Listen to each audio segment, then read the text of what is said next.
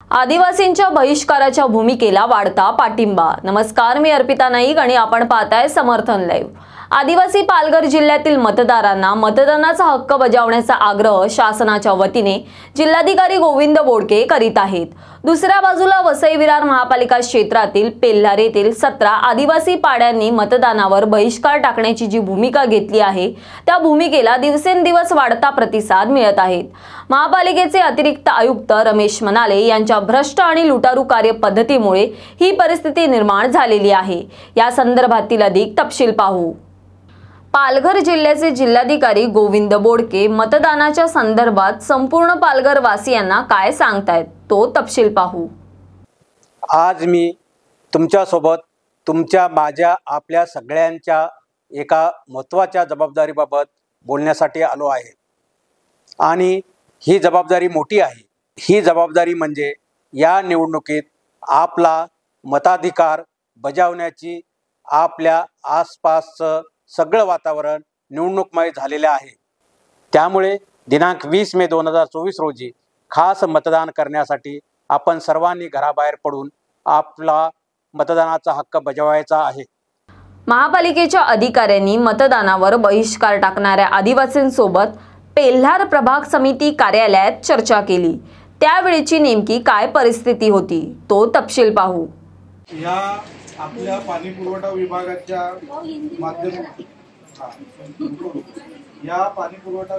माध्यमातून अशा पद्धतीने आमच्या लोकांनी डीडी भरले, 2021 ला भरले, 2019 ला भरले, त्यांच्याकडनं पैसे पण घेतले आणि अजूनपर्यंत नळ नाही।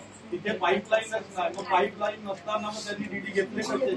तर त्या संबंधित अधिकाऱ्यांवरती गुन्हा दाखल झाला पाहिजे। बरोबर आहे, काय विषय बरोबर आहे। डीडी पैसे वापरायला लावले आपल्याला एक माहिती देऊ की इथे साधारणतः आम्ही इथे साधारणतः आम्ही या डीडीच्या विषयावरती 3 महिने झाले पाणी पुरवठा विभागामाध्यमातून प्रयत्न करत आहोत। पाणी पुरवठा विभागाचे सुरेंद्र ठाकरे, ठीक आहे, मी स्वतः लक्ष करतो, साहेब कधी करणार? एका पाड्याचा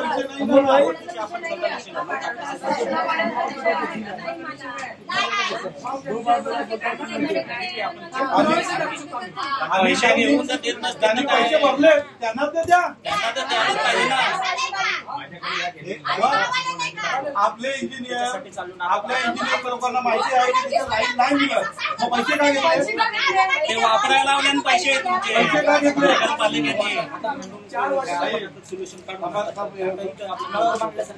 पैसे काय घेतले? 2019 ला मराठी शाळेचे मराठी शाळा जिथे आदिवासी विद्यार्थी शिकतात, 2019 ला लेकर पाठपुरा रोज तो शिक्षक पाठपुरा करतो, त्याला दिले नाही आणि त्याच्या बाजूला नवीन मस्जिद बंदी त्याला कनेक्शन दिले। आता ही करंटला लाईट जोडलेली आहे त्याच्यावरती गुन्हे दाखल झाले पाहिजे। ह्या ज्या चोरीच्या लाईट आहे त्याच्यावरती गुन्हे दाखल झाले पाहिजे। प्रत्येक तबेल्याचं ऑडिट झालं पाहिजे आणि त्या तबेल्यात गेलेली लाईट ही त्याची तपासणी करून त्याला मंजुरी आहे की नाही आणि त्याच्यावरती गुन्हे दाखल झाले पाहिजे। कारण तबेल्यामध्ये रात्रंदिवस जे टँकर झाला ते टँकर बंद झाले, म्हणजे आज त्याची बंदी होत नाही का? आपल्या पाणी शोधूनच होते असं आहे। मग आमच्या पाड्यांवरती कसं पाणी सांगा? याच्यामध्ये या ठिकाणी गणेश पाटील याच्या संदर्भात अनधिकृत नळ कनेक्शनच्या संदर्भात अतिशय स्ट्रिक्टली तुम्हाला या ठिकाणी सूचना आहे। तुमचा पाणी पुरवठा इंजिनियरने सर्वे करायचा, अनधिकृत असतील तोडून टाकायचे आणि त्यांच्यावरती ऍक्शन घेऊन टाकायचे, एफआयआर झाल्या पाहिजे।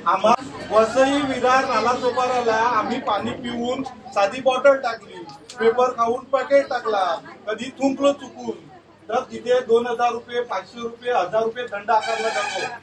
मग आमच्या पाड्यांच्या आजूबाजूला जे शेण सुकवलं जातंय त्यांच्यावरती कारवाई कोण करणार? ते महापालिकेत आहेत आणि आम्ही महापालिकेत नाही का?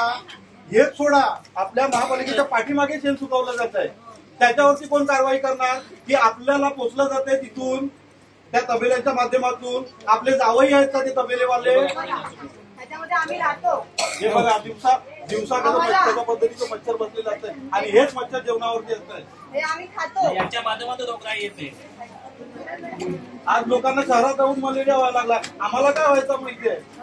महापालिकेमध्ये सगळे भ्रष्ट अधिकारी बसलेले आहेत. आता तुम्ही आम्हाला आश्वासन देत आहे, बरोबर? तुम्ही जे ते आश्वासन देणार आहे त्याच्यावरती जोपर्यंत आम्हाला 30 तारखेच्या अगोदर समाधानकारक उत्तर मिळणार नाही तोपर्यंत आम्ही हा बहिष्कार ठेवणार आहे. हे आपले जे देवस्थान आहे चेडोबा, त्याच्या बाजूला अधिकृत बांधकाम चालू आहे. आधी 15 दिवसाआधी ते तोडलेलं, पण 15 दिवसानंतर काही कुचरपुच झाली, त्याच्यामध्ये पुन्हा गाला बांधलेला आहे. आपल्या चेडोबा देवाचं स्थान आहे, तिथे बर्नी पूर्ण जे गाला तोडा, त्याचा तो मलबा पूर्ण त्या देवादेवाची पडलेला आहे. आम्ही हाताने साफसफाई करून घेतलेली आहे. आपल्या पिढ्याचा पडा उमरकंबळच्या बाजूला सागपाडा आणि पिढ्याच्या पड्यामध्ये देवस्थान आहे चेडोबा. त्या देवस्थानामध्ये पूर्ण जो मलबा तोडलाय तो त्वचावरती पडलाय. म्हणजे आमच्या देवाची विटंबना आहे की नाही ते सांगा तुम्ही. आणि अजून एक आपल्याची एक गावदेवी, आमची कुलदैवत आहे गावदेवी, इथं 7 आहे. ह्याच्या 7 मध्ये किती गुंठे? 160 गुंठे जागा आहे. 160 गुंठ्यामध्ये प्रत्येक देवी मी बघतोय, आता तुम्ही पाठीमारी बघाल 160 गुंठ्यापैकी फक्त 100 गुंठे जागा उरलेली आहे. त्याच्यामध्ये अधिकृत बांधकाम झालेलं आहे. ते आम्हाला 2 ते 3 दिवसात कारवाई करून पाहिजे, कारण तोडफोड तुमच्या हातामध्ये आहे. जे अधिकृत बांधकामामध्ये तुम्ही तोडू शकता 2 ते 3 दिवसामध्ये. जेसीपी तुमच्याकडे आहे. महानगरपालिका, जे महानगरपालिका ऑफिस आहे ते सुद्धा आमच्या कुलदेवीच्या गावी, कुलदैवत आमचे गावदेवी आहे त्यांच्या 7 आहे.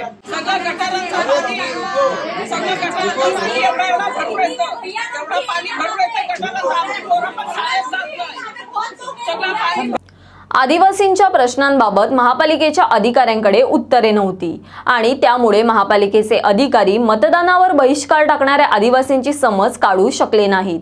शिवाय महापालिकेच्या अधिकाऱ्यांनी आपली विश्वासार्हता गमावलेली आहे. तसेच अतिरिक्त आयुक्त रमेश मनाले यांच्या लुटारू कारभाराबाबत महापालिकेकडे कोणतंही उत्तर नाही. हे चित्र यातून स्पष्ट झालं आहे. याबाबत आपलं काय मत आहे ते आम्हाला कमेंट बॉक्सद्वारे नक्की कळवा. अशाच विविध विषयांवरील सविस्तर तपशील जाणून घेण्यासाठी समर्थन लाईव्हला सबस्क्राईब करा व बेल बटन दाबा. धन्यवाद.